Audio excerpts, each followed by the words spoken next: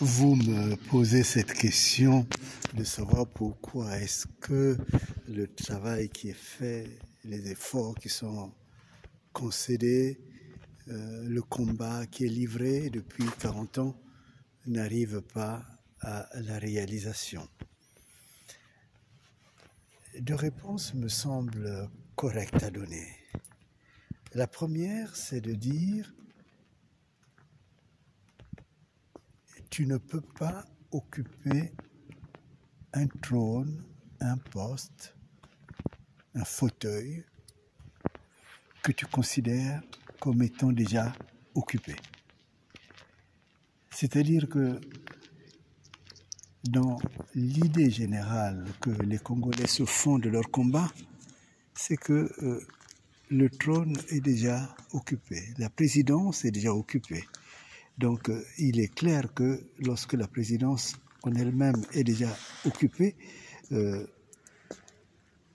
quelles que soient les actions que tu mets en place, en réalité, tu vas toujours échouer. Mais lorsque tu considères que ce trône, cette place, ce fauteuil qui a été usurpé et qui continue à l'être, est un trône vide, un trône, une place vide, un fauteuil vide d'une installation légitime. Alors, lorsque tu te bats, tu vas avec cette logique qui est fondamentale, que ce que tu demandes, considère que tu l'as déjà reçu. C'est une logique christique. Si tu considères que tu l'as déjà reçu, alors tu verras que cela se réalisera au fur et à mesure. C'est-à-dire que chacune des actions sur lesquelles Dieu te donnera l'intuition, les personnes que Dieu va mettre à tes côtés seront tous dans un même élan, dans un même accord, et pourront travailler ensemble. Et si ces personnes travaillent ensemble, il est clair que chaque action sera un pas nouveau. Et si chaque action est un pas nouveau, alors vous allez de victoire en victoire. Donc le trône, le fauteuil du Congo, il faut le considérer comme étant vide et travailler avec les intuitions que Dieu donne, travailler avec celles et ceux que Dieu te donne pour que tu arrives à réaliser réellement, pour l'intérêt de celui qui donne l'ordre, que tu arrives à réaliser ce que doit et devrait être ce pays auquel tu aspires. Donc, il s'agit là d'un travail spirituel, non seulement dans le combat, mais également dans l'acquisition de la puissance qui permet de réaliser le plan de Dieu pour un pays en souffrance comme le Congo. Maintenant, la deuxième chose, c'est la qualité d'hommes et de femmes qui travaillent, œuvrent ensemble pour obtenir le changement radical dans ce pays.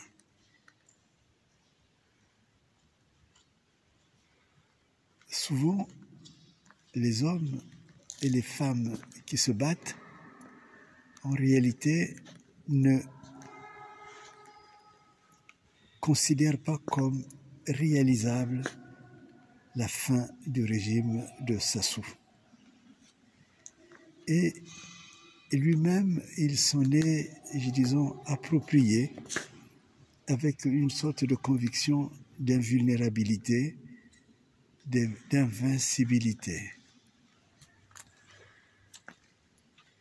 Cela n'est qu'une fausseté. Et cela n'est qu'une manière erronée de considérer la vie d'un pays. Parce qu'un pays, c'est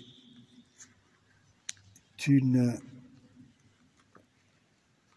réalité divine. C'est le pouvoir appartient à Dieu et c'est lui qui le donne.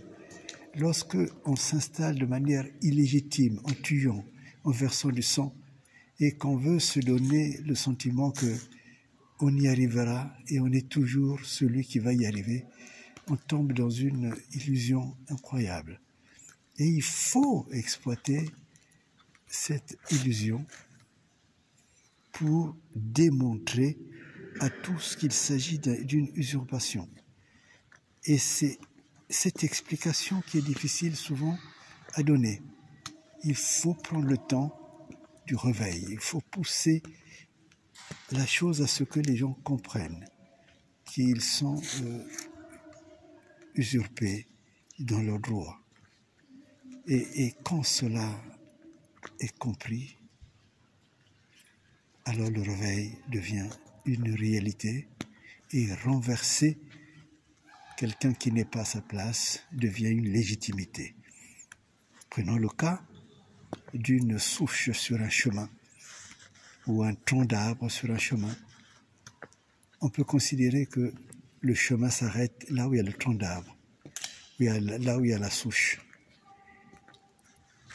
Longtemps, vous pouvez le considérer. Mais si vous considérez que cette souche est installée de manière illégitime là où elle est installée, eh bien, vous comprenez que vous devez aller plus loin que là où il y a la souche. Et si vous devez aller plus loin que là où il y a la souche, alors vous allez simplement déraciner cette souche. Et pour y arriver, il faut comprendre que vous avez un chemin à poursuivre et ce chemin va plus loin. Voilà des éléments qui sont importants et qu'il ne faut pas perdre de vue.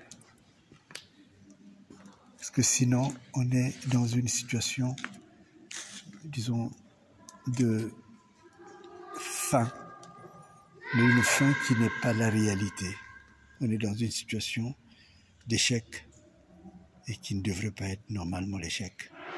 Parce que le chemin de vie d'un pays, le chemin de vie d'un continent est entre les mains de celui qui a créé et le pays et ceux qui habitent dans ce pays et ceux qui avancent et qui doivent avancer pour que ce chemin, chaque jour, fasse vivre des hommes et des femmes.